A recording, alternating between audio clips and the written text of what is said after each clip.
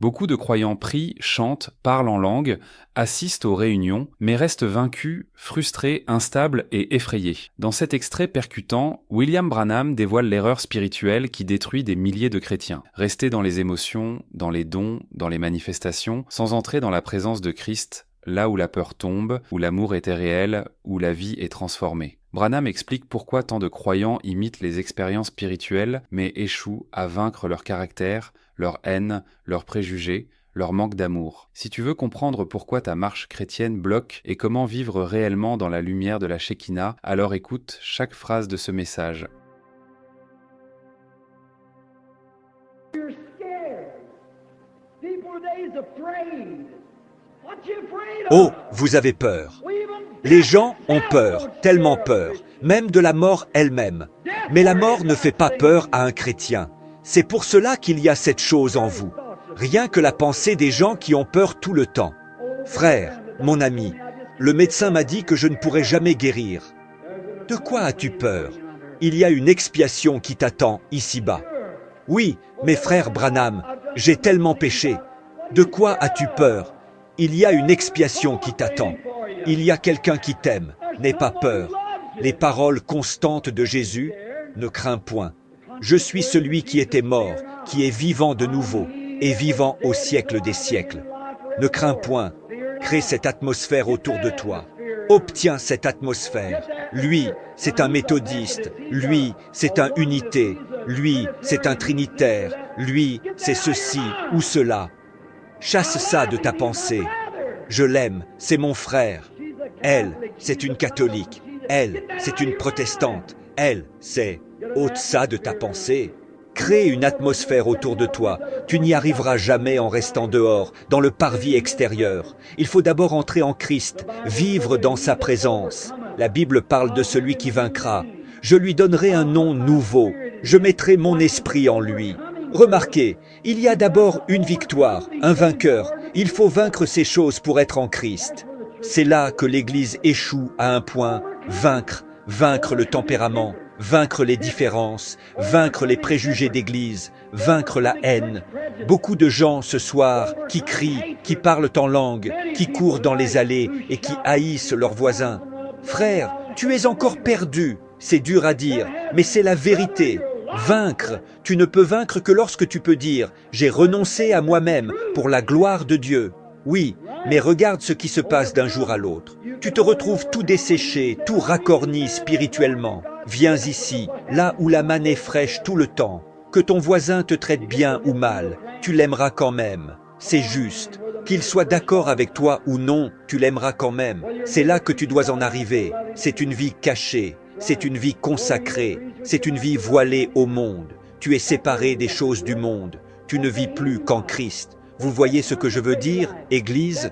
Je ne veux pas blesser vos sentiments, mais je devrais me tenir avec vous, un jour, au jugement, et je serai responsable si je ne dis pas la vérité lorsque je la connais. C'est juste. Oh, je crois à tous les cris de joie. Je crois au parler en langue. Je crois à ces choses. Mais, frère, ce n'est pas tout ce qui va avec. Non, ce n'en est qu'un des attributs. Aie d'abord la réalité, et elle produira le reste. Beaucoup viendront à moi en ce jour-là, disant, « Seigneur, n'ai-je pas fait ceci? N'ai-je pas chassé des démons? N'ai-je pas fait beaucoup de choses en ton nom ?» Et il dira, « Retirez-vous de moi, vous qui pratiquez l'iniquité. Je ne vous ai jamais connu. Faites attention. » Remarquez ce taureau qui se rua sur moi, alors qu'il fonçait droit vers moi et que je me tenais là, je lui dis, « Je ne te ferai aucun mal, va te coucher. » Et il arriva à environ 1,50 m de moi, s'arrêta, complètement épuisé, regarda d'un côté puis de l'autre, se retourna, s'en alla se coucher, et je traversai le champ à moins de 3 mètres de lui, et il ne bougea plus. Je passai de l'autre côté, et quand je me tins là, je repris mes esprits. Je me demandais, « Qu'est-ce qui vient de se passer ?» Alors je commençai à pleurer, à lever les mains, à louer Dieu. L'été dernier, je tondais ma pelouse. J'utilisais la tondeuse tractée. Les gens venaient pour la prière. Je sortais, j'enfilais ma salopette et je tondais un peu. Et dès que quelqu'un arrivait, je devais courir derrière, changer de vêtements, entrer prier pour un malade. 2 heures après, retourner dehors, reprendre la tondeuse, peut-être faire 2 ou 3 tours dans la journée. Et, quand j'arrivais au fond du jardin, le devant avait déjà repoussé. J'avais bien du mal avec tout ce monde qui arrivait. J'avais oublié. Combien savent ce que sont les frelons, ces grosses guêpes? Elles font un grand nid. Un groupe en avait fait un, là, près de l'angle de la clôture, dans un petit buisson. Je passais la tondeuse là, dans l'arrière-cour, sans que personne ne me voie. J'avais enlevé ma chemise. Je tondais et j'ai heurté la clôture. D'un seul coup, j'avais oublié ces frelons. En quelques instants, j'en étais couvert de partout. Un grand gaillard, torse nu. D'abord, j'ai eu peur, mais ça s'est reproduit. Quelque chose là vint sur moi. Je pensais, pauvres petites bêtes, elles étaient dans leur nid. Elles ne me dérangeaient pas, c'est moi qui les ai dérangées. Je voudrais bien savoir ce que c'est, mais c'est quelque chose qui arrive. Et j'ai pensé, pauvre petite créature. Alors j'ai dit, maintenant, petite créature de Dieu, c'est Dieu qui vous a créé. Je suis le serviteur de Dieu. Je dois finir vite cette pelouse. Elle bourdonnait partout autour de moi. Je n'avais pas peur. Je dis, maintenant, retournez dans votre nid, au nom du Seigneur Jésus, car je dois me dépêcher de tondre cette pelouse. Je ne vous dérangerai plus, car des serviteurs de Dieu attendent la prière. Frère, je te rencontrerai au jugement. Elles firent quelques tours autour de moi, puis une s'envola droit vers le nid, et tout le groupe la suivit, et tout se calma. L'atmosphère. Dieu. C'est ça. Il y a quelque chose là-dedans. La peur est une chose terrible. Avez-vous déjà observé un chien? Dans la maison où je loge, il y a un grand berger. Je suis entré dans la cour aujourd'hui. Voici que le grand berger traverse la foule en courant et vient droit vers moi. Bien sûr, je l'aime. Là-bas en Allemagne, dès que je rencontrais les petits chiens, ils se jetèrent sur moi, je les prenais dans mes bras. Je les aime, ils le savent. Et si, dans ton cœur, tu aimes vraiment les gens, ils le savent. On ne trompe pas les gens si facilement. Tu peux faire semblant, mais ils savent que tu joues la comédie. Et Satan sait aussi quand tu fais semblant, mais il sait aussi quand c'est réel. Tu peux imiter, tu peux faire ressembler beaucoup de choses à la réalité, mais tu n'accompliras jamais vraiment l'œuvre tant que tu n'es pas venu à Christ. C'est exact. Un amour parfait, consacré, saint, vendu à Dieu, corps, âme et esprit, entré en Christ. Voilà, ami, c'est la vérité. Regarde, c'est rafraîchissant. Es-tu déjà sorti le matin dans cette atmosphère fraîche après que la rosée est tombée? Remarque. As-tu déjà visité un jardin de roses, tôt le matin, quand les fleurs viennent juste de s'ouvrir? Ce parfum, cette fragrance des fleurs, au petit matin. Pourquoi? Parce que tout est calme, et chaque semence qui tombe en terre, c'est la rosée qui la fait revivre. Elle rafraîchit la terre. Prends la semence de Dieu et dépose-la dans un bon cœur tendre, souple, sans préjugés, sans esprit de parti, un cœur doux et humble. Et laisse-y cette semence de Dieu germer. Laisse-la grandir à l'écart. Et que les gouttelettes de gloire tombent sur cette âme. Tu verras le chrétien le plus doux, le plus humble, le plus gentil de ton quartier que tu aies jamais vu. C'est vrai. Et c'est cela que nous voulons. C'est cela dont le monde a besoin. C'est juste. Mes amis chrétiens, remarque encore, là-dedans, il y avait une vie. Dehors, dans le parvis extérieur, là où était la congrégation, le peuple régulier, ils avaient les étoiles, ils avaient la lune. Je dois me dépêcher, mais écoutez bien cette dernière remarque. Dehors, là, de quelle lumière disposaient-ils? Ils avaient la lumière des étoiles, la nuit, la lumière de la lune, le jour, la lumière du soleil. À tout moment, un nuage pouvait passer et tout bouleverser. Ils ne voyaient plus au-delà des murs. La nuit, les nuages pouvaient cacher la lune et les étoiles. Le jour, le soleil pouvait rester caché des jours et des semaines. C'est ainsi qu'est l'expérience de ceux de dehors. C'est vrai. Qu'un petit problème surgisse et vous rétrogradez.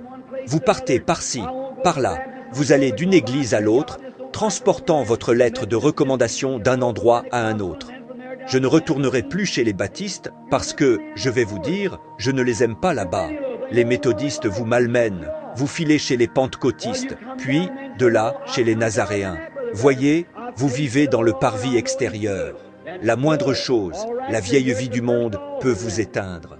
Non, frère Branham, moi je suis allé plus loin que ça. J'ai goûté que le Seigneur est bon. C'est bien. Alors vous êtes à l'autel, au premier endroit. Vous êtes dans le lieu saint. Mais souvenez-vous, ils avaient aussi de la lumière, mais c'était artificiel. Ils avaient un chandelier à 7 branches qui leur donnait de la lumière. Ces lampes, parfois, faiblissaient. Parfois, elles fumaient. Vous savez ce qu'est une lampe qui fume? Parfois, elle s'éteignait. Et c'est comme ça dans ce genre de vie. Quand on vit seulement là, en disant « Eh bien, je crois, mais je ne peux pas aller jusque-là. Je ne crois pas ceci, ni cela. Je crois jusqu'à un certain point, et mon Église ne l'enseigne pas, alors je ne pourrai pas l'accepter. » Voyez? Vous êtes en train de fumer. La moindre petite chose qui arrive, votre lumière se couvre de fumée, et bientôt, la flamme s'éteint. Mais regardez à l'intérieur. Oh, frère, l'homme qui est entré là une fois, quand il passait de ce côté-ci, toute lumière naturelle, toute lumière artificielle était coupée de lui. Et la seule lumière qu'il avait, c'était, sous les ailes des chérubins, la lumière de Shekinah, une lumière douce, sainte, qui ne s'éteignait jamais. Peu importait ce que faisait le soleil, ce que faisaient les lampes, ou quoi que ce soit d'autre. Celui qui vivait dans cette présence marchait dans la lumière, jour et nuit. C'est là que nous devons être. Peu importe ce que sont vos expériences. Si ce sont des chagrins, des problèmes, des bouleversements, ci ou ça, vous marchez toujours dans la lumière de Dieu. Vous vivez dans la gloire de Shekinah. Vous vivez là où Jésus est, dans sa présence. Et toute chose concourt au bien de ceux qui aiment Dieu. Et vous l'aimez, et vous marchez dans cette vie douce, paisible, tendre, humble, chrétienne. N'aimeriez-vous pas marcher ainsi? Il n'y a pas une seule personne ici qui ne voudrait pas vivre là-dedans. Et amis, c'est là que vous devriez vivre. Si vous voulez connaître le secret de cette vie, si vous voulez savoir pourquoi ces choses existent, un jour, par la grâce de Dieu, il m'y a fait entrer. C'est ça, c'est cela qui fait la différence. Il n'y a rien en vous-même. Vous ne vivez plus pour vous-même, vous vivez pour les autres. Si ce message t'a touché, souviens-toi, ce n'est pas parler en langue, courir dans l'église ou crier Alléluia qui te transforme, mais vivre dans la présence de Christ, dans l'amour, la douceur, la victoire. L'erreur spirituelle qui détruit tant de croyants, c'est d'imiter la vie chrétienne, sans entrer réellement dans la vie intérieure. Si tu veux recevoir d'autres messages profonds de William Branham, abonne-toi maintenant et partage cette vidéo, elle peut éveiller un croyant qui pense être en sécurité alors qu'il est encore dans les cours extérieures.